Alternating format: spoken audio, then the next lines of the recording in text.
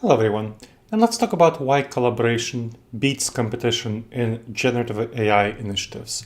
And here's the thing, internal competition is a tool frequently used by companies to facilitate profit by mutual competition between teams in sometimes the same department, sometimes different departments.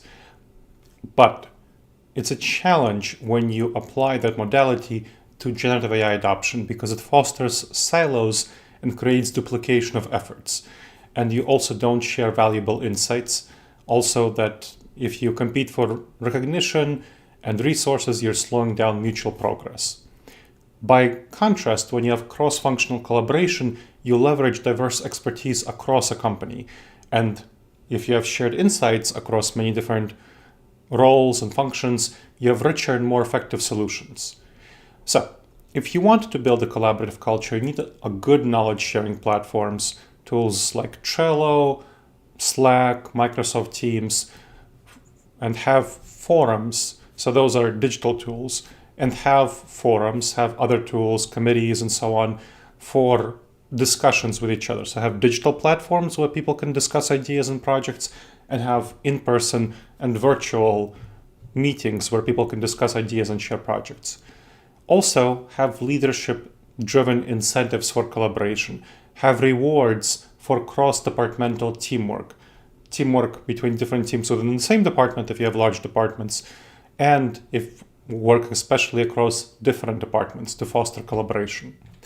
Now, I've seen when I work with companies some resistance to collaboration when you're not having a project that deliberately integrates collaboration from the start. So you want to build cross-functional teams from the start of generative AI adoption projects to facilitate collaboration.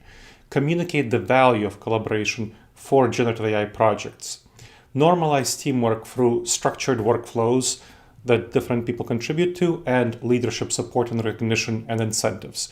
Shared knowledge accelerates innovation cycles. I'll tell you about a mid-sized regional e-commerce company I consulted for. It specialized in niche home goods, and they asked me to help out with a generative AI project, and identified organizational silos between customer service, sales, marketing, operations as a barrier to addressing their challenges. And specifically, they wanted to address inventory issues. So we created a cross-functional team blending members from sales, IT, logistics, customer support. We facilitated the pooling of diverse data sources, sales trends, inventory, market indicators, and so on. And we enabled collaborative problem solving techniques.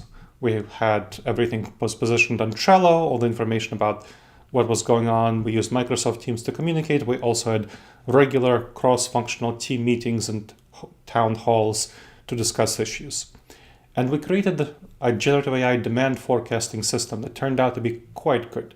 It improved forecast accuracy by 40% compared to their previous methodology, which helped reduce stockouts by over 30% and cut inventory holding costs by 20%.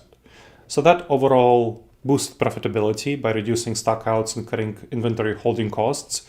And it also improved customer satisfaction by reducing stockouts. So that's an example of the kind of competitive advantage that you can get from using collaboration instead of competition.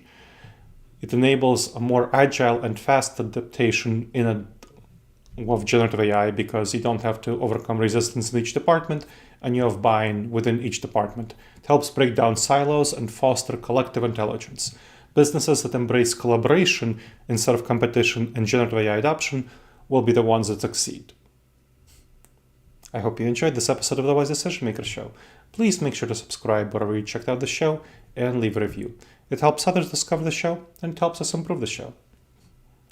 And if you have any questions, email me at gleb, Gleb, @disasteravoidanceexperts.com.